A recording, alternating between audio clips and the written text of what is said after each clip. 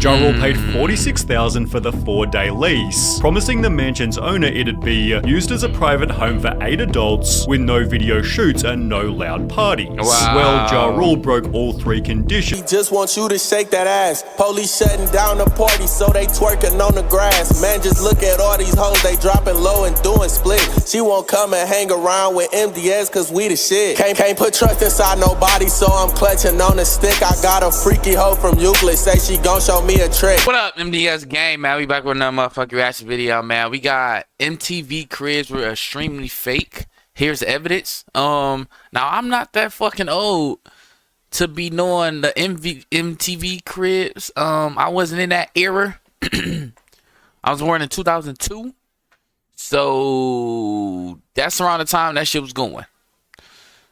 I'm not that fucking old, buddy. I'm still young, so I don't know what this is for real. More than likely, I'm thinking about it, just probably celebrities showing their cribs, probably.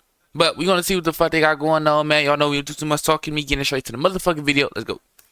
Ferraris, they were rented. Robbie Williams' castle home, it belonged to someone else. Wow. MTV Cribs wasn't exactly legit. And we said that was my house. Oh, that wasn't your house? No, it's all lies. And nothing shows this Why better lie, than though? the episode with Ja Rule. Ooh. He flexed his 5-bedroom mansion on Star Island in Miami, where he talked about living beside other famous celebrities. The house was so familiar that Ja Rule named each area, calling his courtyard the Open Paradise, which was patrolled by his guard dog Cookie. It was shown in the intro that the property was a rental, but this was assumed to be on a long-term basis, given he knew almost everything about the mansion. However, as it turns out, Ja Rule's house on Cribs was actually a 4-day rental, which was exposed in the most embarrassing way, by lawsuit. Ja Rule paid $46,000 for the 4-day lease, promising the mansion's owner it'd be used as a private home for 8 adults with no video shoots and no loud parties. Wow. Well, Ja Rule broke all 3 conditions, shooting his MTV episode whilst having a party with over 600 people. In the process, I mean, shit, the nigga paid $46,000 for 4 days,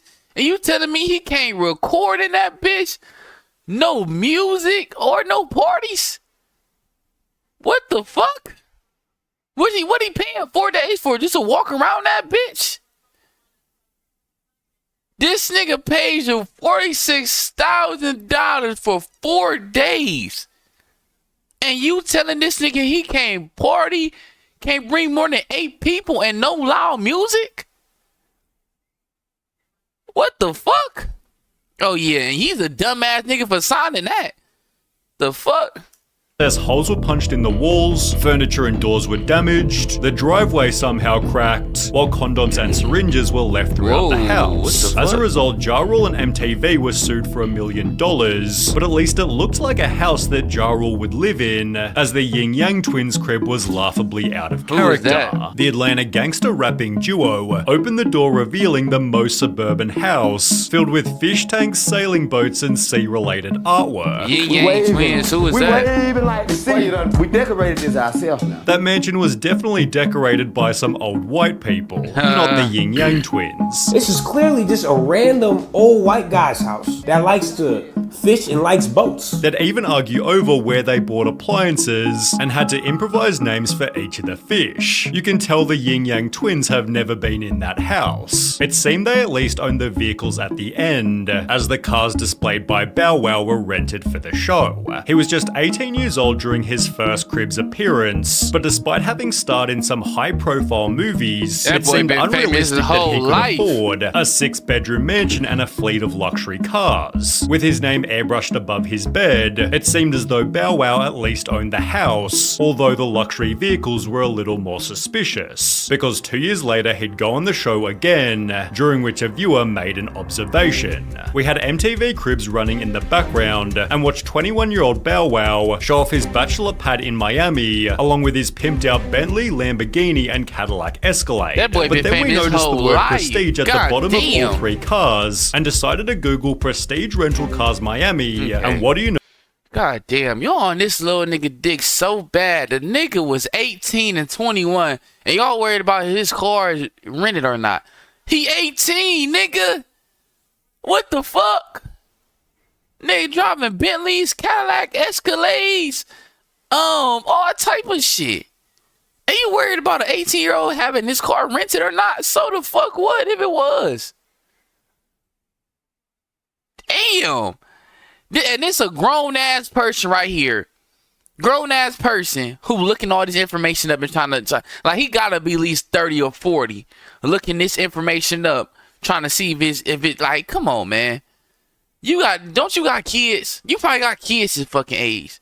Do your kids drive around in Bentleys and Cadillacs and shit at 18? Do they got enough money to get it on their own to pay for it? Even rent it out? Damn, they gonna be on niggas' dicks. So fucking what? No, there it was. Prestige was the name of the company that Bow Wow rented the cars from, which was likely encouraged by the show, as Birdman also used the service during his appearance. Regardless, people clowned on Bow Wow, stating, ha ha ha, I wonder if he rented the condo too. A whole bunch of people that never been in them type of cars before, or in them type of condos and or the type of houses. Whole bunch of people who own his ass for renting a car has never been in that car before. Have never sat in that bitch before. Didn't even have enough money to test drive the bitch. I don't know if it costs money to test drive a car, but you get what I'm fucking saying. Which by looking at his life was also highly likely. For example, he'd post his Ferrari to his Instagram, writing, take the drop top to the night spot, keep the California in California, we went hard tonight Grammy weekend, which was then reposted by a car rental company who accidentally exposed our good friend Bow Wow pulling up to the Grammys with our Ferrari California. 1 year later, it was exposed for flexing a rented Hollywood mansion, but the worst example was in 2017, when he'd posted this to his Instagram. That was kind of crazy. He showed the private jet he was taking crazy. to his concert, yet the very same day this Snapchat went viral. So this guy Lil Bow Wow is on my flight to NY, but on Instagram he posted a picture of a private jet caption traveling to NY today, shaking my head. Turns out Bow Wow's picture of his private jet had been taken from a limo company's website, prompting people to dig even deeper, discovering he'd done this on more than one occasion. It seems his MTV Cribs episode led to years and years of faking luxury, but as mentioned in Bow Wow's expose, 50 Cent had done a similar thing. Come on, 50 Bow Cent's Wow, episode was the definition of excess. He showed his 19-bedroom, 35-bathroom mansion, which included a squash court, movie theater, recording studio, and its very own nightclub. Equally impressive was his car collection, which included 4 different rare collectible Ferraris, leading him to state, I know you ain't see these before when you was watching Cribs because everybody ain't got these. Yet it seems 50 Cent didn't have them either. Each Ferrari had little numbers on their windshields, leading to a forum post reading, if you notice the small white numbers in the top left-hand corner of the windshields on the F50 and Enzo, those are the numbers of the cars that were in the Hartford Concorso parade. Guess what? The people who doing all this super investigating, 50 Cent is closer to having them cars than you ever will be. Just letting you know. Which was confirmed when the user posted these photos. Another forum member added, it's pretty obvious that they aren't his, because it's a known fact that there's only one yellow Enzo in CT, which was owned by a pretty well-known hedge fund manager. Well, someone else then officially confirmed. The Ferraris are unfortunately not 50 Cent's. He invited my friend over to his house for this, and my friend let him use his cars for the episode, and they were filming some music videos that day as well. The Enzo F50 and 599 all belonged to one owner. When 50 Cent later filed for bankruptcy, he'd admit the cars were rented. He'd instead pay off debts by selling his mansion, therefore joining the likes of JoJo, who admitted to doing MTV Cribs while she was actually homeless. JoJo showed MTV through her Cape Cod vacation home, where she supposedly loved spending her summers. It was therefore a little weird that she'd invite her extended family, but she'd reveal the reason for this exactly 10 years later. JoJo was asked about the Who is episode in a JoJo? Huffington Post interview, to which she'd respond it was so ridiculous. The thing is, we didn't have a home at that point. My mum and I were living out of suitcases and were mostly in hotels. So that was actually my uncle's house on the Cape. That wasn't my house, that wasn't my stuff. I should have balled hard and been like, welcome to my crib, look at how luxurious it is, and I should have rented out a place. But no, I just used my uncle's crib. JoJo further clarified. Who is So JoJo? we went to the Cape, which I've like never been to the Cape. I like never go to the Cape. And we said that that was my house. Oh, that wasn't your house? No, that was not my house. We brought in some like items that I had.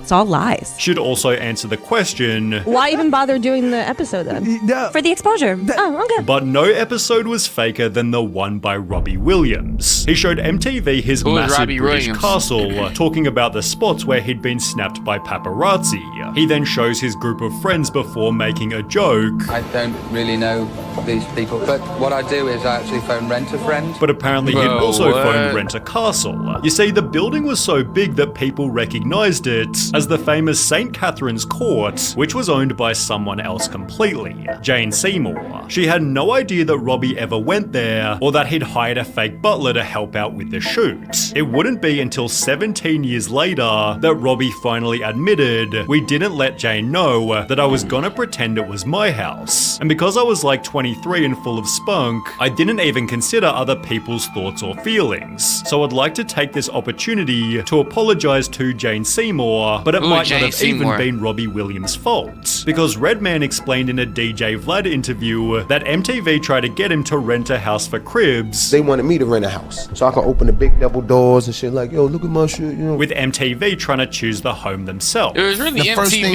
MTV. they said was, all right, we got a couple of houses picked out for you. And I was like, oh, okay. Well, Redman simply refused, And I said, you know what? No, I don't want to rent a house. I want y'all to come to my house. accidentally making the show's most relatable episode. He brought MTV Cribs to his 2-bedroom apartment, where he ironed his shirts on the floor and flexed his frozen fish fillets. Redman's recording studio was just a messy bedroom, whilst the rest of his house was in such disarray, you could barely notice his cousin sleeping on the ground. He concludes the episode stating, next time y'all need to find me, just rub these 2 wires for the doorbell. Don't worry about the screen too. You know it's still good. The realest episode of MTV Cribs. Redman didn't fake it like Yeah. But make sure y'all like, comment, subscribe, man. NDS gang, y'all know these bigs up and coming, man. We up. He just wants you to shake that ass. Police shutting down the party, so they twerking on the grass. Man, just look at all these hoes, they dropping low and doing split. She won't come and hang around with MDS, cause we the shit. Can't put trust inside nobody, so I'm clutching on the stick. I got a freaky hoe from Euclid, say she gon' show me a trick.